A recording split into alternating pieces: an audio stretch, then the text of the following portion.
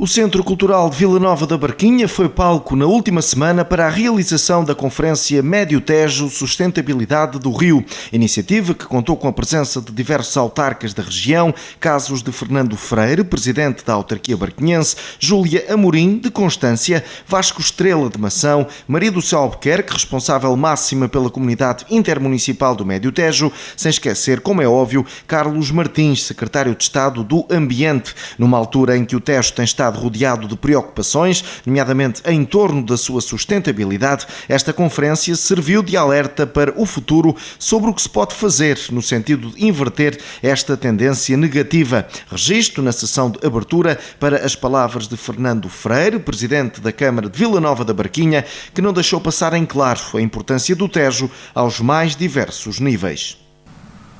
O Rio Tejo não é apenas um caudal de água, ele é desporto, é gastronomia, é qualidade de vida, é cultura, é património. O Tejo é a espinha dorsal e o eixo das terras, das vilas e das cidades por onde passa. O rio é a identidade de territórios, une regiões e é um elemento fundamental do nosso ribatejo. É um recurso essencial para o ambiente, um elemento central na nossa cultura, um notável recurso turístico com especial relevância para Vila Nova da Barquinha, como é exemplo o Castelo de Almerol, o Parque de Esculturas Contemporâneas, a canoagem, os passeios pedestres, a gastronomia. Mas também um elemento decisivo para a agricultura da região e para as atividades pescatórias. Quem utiliza o Tejo e quem o vigia tem uma consciência ecológica e preocupação real com a sua sustentabilidade, com a manutenção das suas características e com o bem-estar das suas espécies, de toda a fauna e flora que o rodeia.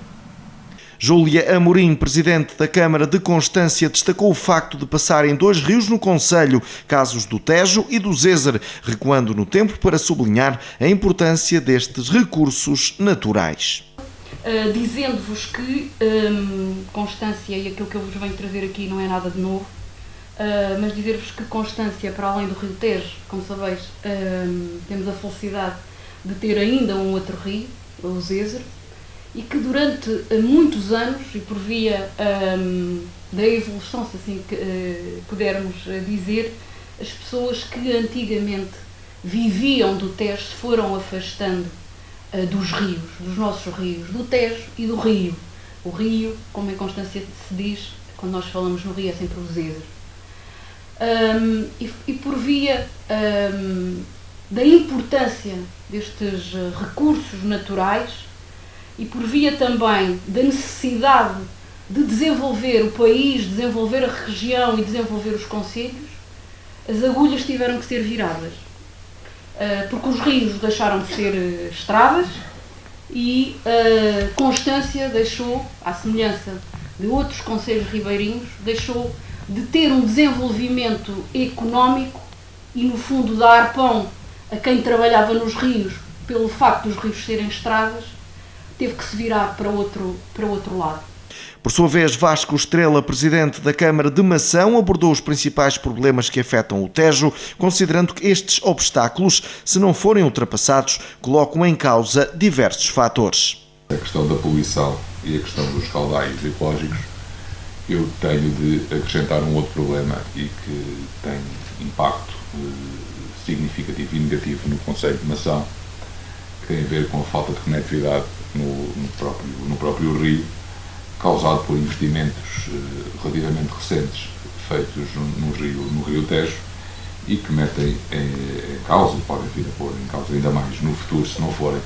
suficientemente resolvidos, a atividade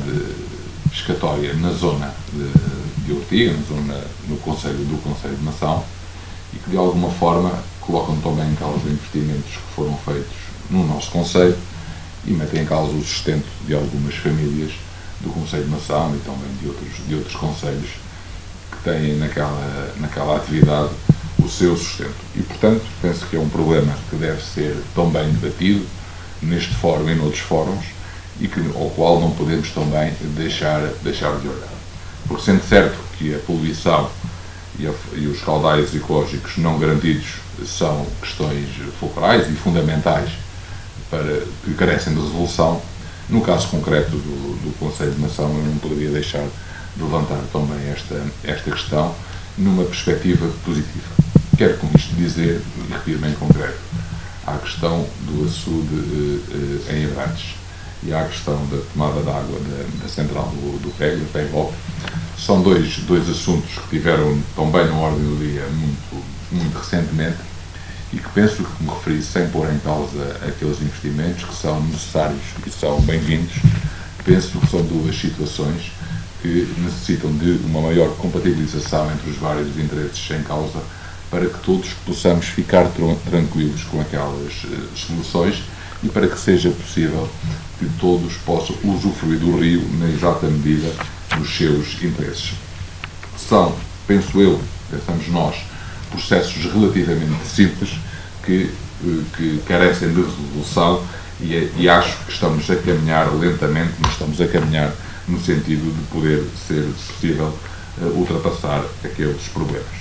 Esta conferência foi encerrada com as declarações de Maria do Céu Albuquerque e ainda de Carlos Martins, secretário de Estado do Ambiente. Começamos pela presidente da Comunidade Intermunicipal do Médio Tejo, que marcou assim presença na sessão de encerramento e não quis deixar de expressar a ideia de que o Tejo é um recurso com notoriedade internacional e, nesse sentido, há que salvaguardar as oportunidades concedidas pelo rio.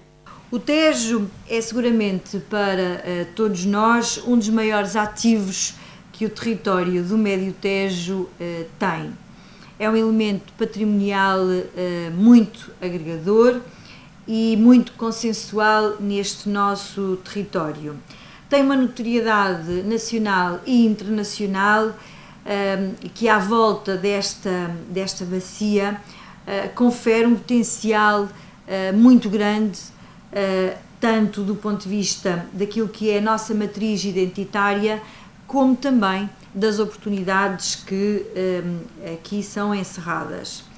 Ao longo de muitos anos, o Tejo tem tido para nós um papel de grande importância na definição de estratégias para este nosso território e tem-nos convocado a todos e a todas para um papel de especial importância na valorização deste que é um dos nossos maiores recursos endógenos, como precursor do desenvolvimento económico e social desta nossa região, nomeadamente naquilo que diz respeito ao enfoque relativamente ao turismo de lazer, ao turismo ativo, à promoção dos produtos locais e à sustentabilidade ambiental. Por último, Carlos Martins, secretário de Estado do Ambiente, que, como sublinhamos, também marcou presença no Centro Cultural de Vila Nova da Barquinha, sublinhou que o futuro do Tejo tem estado sempre em equação. O governante fez assim o encerramento desta sessão, referindo os problemas associados ao rio, que têm estado sempre em equação do Executivo, liderado pelo Partido Socialista. A questão do Tejo acabou por ser uma situação com que nos cruzámos logo, assim quase que tomámos posse. Estava no auge o Tejo e as notícias sobre recursos hídricos e sobre problemas de natureza ambiental, eu diria que, até para quem vem do setor como eu, me surpreenderam pelo aspecto preocupante que enunciavam aqui na região. E também, desde logo, respondemos a essa questão, criando uma comissão de acompanhamento com uma leitura de que recursos, por um lado, partilhados, focados e organizados de uma maneira articulada, poderiam levar-nos a melhores resultados do que aqueles que tinham ocorrido no passado. E devemos dizer-vos que, desse ponto de vista, estamos muito satisfeitos com o resultado dessa comissão. Tem vindo a fazer um trabalho que, não resolvendo naturalmente os problemas, porque eles não se resolvem com estalar de dedos, mas foram feitos caminhos que julgo que a breve trecho terão ainda melhorias, já trouxeram algumas, mas espero ainda que venham a trazer bastantes mais. E, portanto, esta articulação entre organismos da administração central, da administração local, agentes das autoridades policiais, deram bom resultado e esperamos deles muito. Uma segunda nota que gostava de evidenciar é que apesar deste governo ainda não ter cumprido 7 meses, eu pelo menos já estive aqui nesta região e estou a falar aqui no Médio Tejo, a inaugurar pelo menos umas 4 hectares, o que é um bom sinal também em matéria de recursos hídricos, porque seguramente essas hectares cumprirão objetivos de natureza ambiental significativos. Mas mais do que isso, também ainda neste período que é curto, já aprovámos candidaturas de mais de 8 milhões de euros para concretizar mais um conjunto de importantes hectares também aqui no Médio Tejo. E, portanto, isso gostava também de enunciar, porque até ele está ligado ao tal milagre de que falámos aqui no ciclo urbano da água.